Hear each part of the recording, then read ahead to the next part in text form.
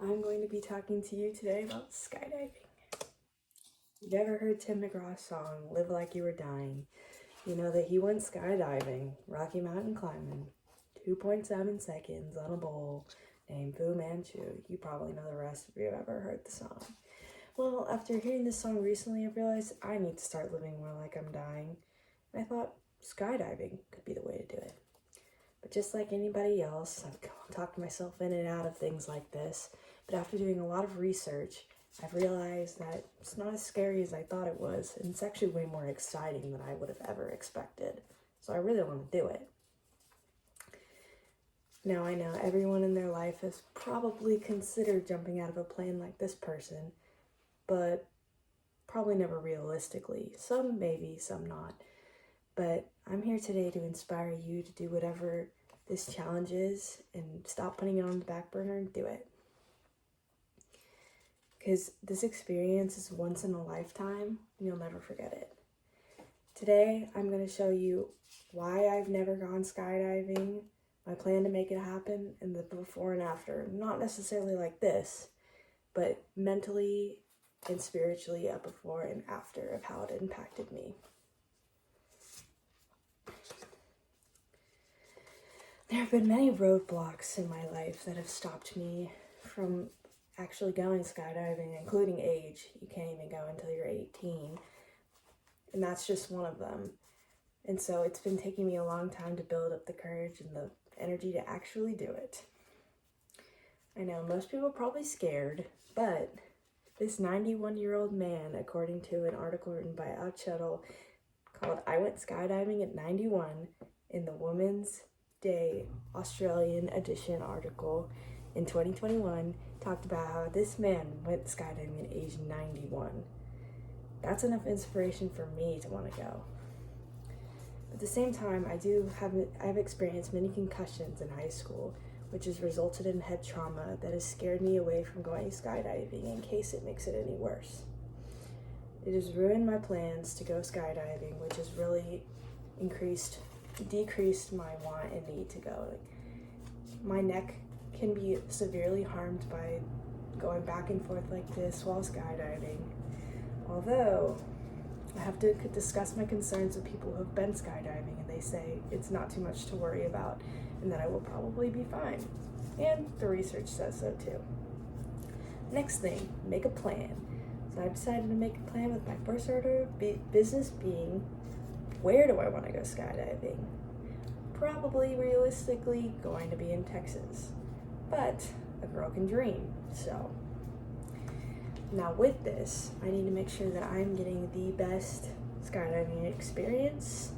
Maybe it's on vacation while I'm out of Texas or in vacation, but I want to call the company and make sure that my head and my neck will be stable and that I will be okay to jump just in case I'm to avoid any injuries. And then I also need to coordinate with my dad so that we can go together, because we have always planned since before my 18th birthday to go once I turned 18, except concussion stopped it. So I'm going to coordinate a weekend with my dad for us to go and to finally fulfill the dream we've been wanting to do for so long. In addition, he will also help me plan it out and help us both prepare mentally and physically for this experience.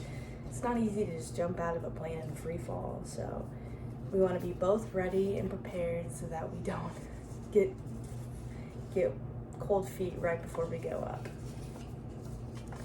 Now, the after. Since I haven't been able to go skydiving because it takes a while to reserve and stuff, I'm going to show you what I predict it will be like for me and how it'll impact me. So there is no telling until I actually do it. Once I shake off the jitters and I stop fearing so much and just take that leap of faith, that adventure will be one of the most unique adventures of my life. As Faustino said in 7 Reasons Why You Should Go Skydiving At Least Once in Your Life, written in 2021, he said, nothing is as liberating as jumping out of that plane and going skydiving.